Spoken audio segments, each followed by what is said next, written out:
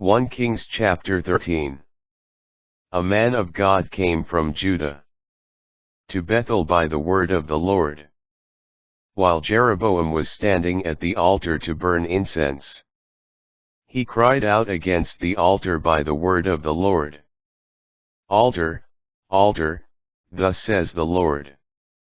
A child shall be born to the house of David, Josiah by name, who shall slaughter upon you the priests of the high places who burn incense upon you, and they shall burn human bones upon you.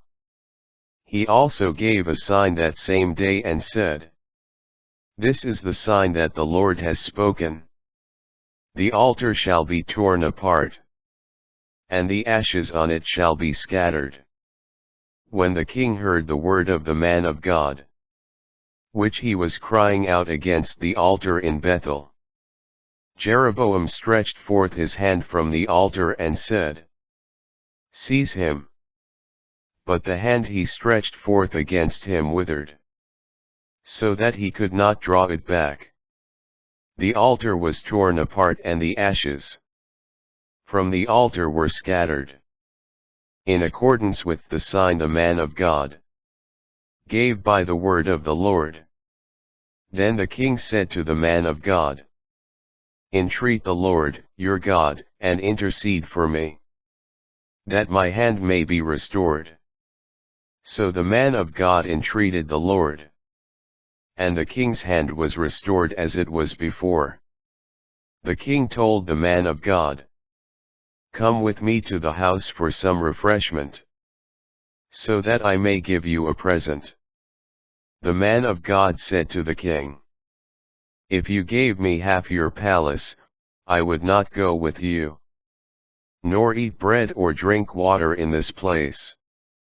For I was instructed by the word of the Lord, Do not eat bread or drink water, and do not return by the way you came. So he departed by another road, and did not go back the way he had come to Bethel. Prophetic disunity. There was an old prophet living in Bethel, whose son came and told him all that the man of God had done that day in Bethel. When his sons repeated to their father the words the man of God had spoken to the king, the father asked them, Which way did he go? So his sons pointed out to him the road taken by the man of God who had come from Judah. Then he said to his sons, Saddle the donkey for me. When they had saddled it, he mounted, and followed the man of God, whom he found seated under a terebinth. When he asked him, Are you the man of God who came from Judah? He answered, Yes. Then he said, Come home with me and have some bread. I cannot return with you or go with you, and I cannot eat bread or drink water with you in this place. He answered, For I was told by the word of the Lord, You shall not eat bread or drink water there, and do not go back the way you came. But he said to him, I, too, am a prophet like you. And an angel told me by the word of the Lord, Bring him back with you to your house to eat bread and drink water. But he was lying to him. So he went back with him, and ate bread and drank water in his house. But while they were sitting at table, the word of the Lord came to the prophet, who had brought him back. And he cried out to the man of God, who had come from Judah, Thus says the Lord, Because you rebelled against the charge of the Lord, and did not keep the command which the Lord, your God, gave you, but returned and ate bread, and drank water in the place where he told you, Do not eat bread or drink water. Your corpse shall not be brought to the grave of your ancestors. After he had eaten bread and drunk, they saddled for him the donkey that belonged to the prophet who had brought him back. And he set out. But a lion met him on the road, and killed him. His body lay sprawled on the road, and the donkey remained standing by it, and so did the lion. Some passers-by saw the body lying in the road, with the lion standing beside it, and carried the news to the city where the old prophet lived. On hearing it, the prophet, who had brought him back from his journey, said, "It is the man of God, who rebelled against the charge of the Lord.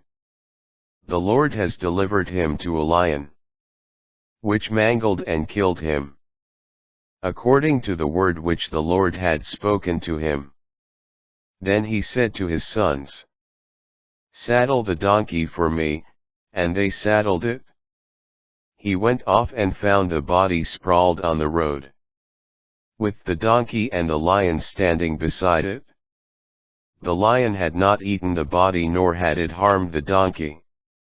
The prophet lifted up the body of the man of God, and put it on the donkey, and brought him back to the city to mourn and to bury him.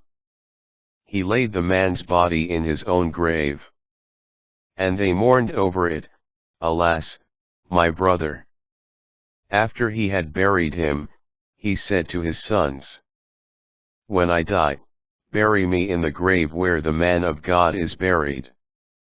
Lay my bones beside his. For the word which he proclaimed by the word of the Lord, against the altar in Bethel and against all the temples, on the high places in the cities of Samaria, shall certainly come to pass."